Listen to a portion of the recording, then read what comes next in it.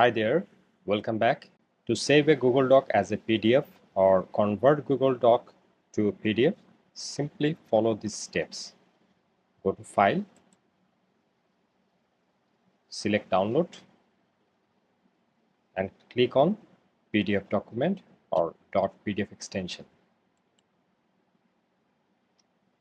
You will be prompted to save the file. Save it to your desired location. I'm saving it here. Once saved, open it.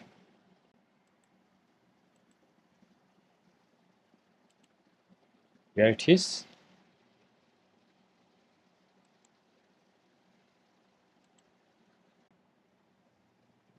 The file is saved as PDF. Here it is. So thanks for watching. If you have any question, feel free to ask me in the comment section. If you enjoyed the video and found it helpful, please consider to subscribe our channel. See you in the next video. Thank you.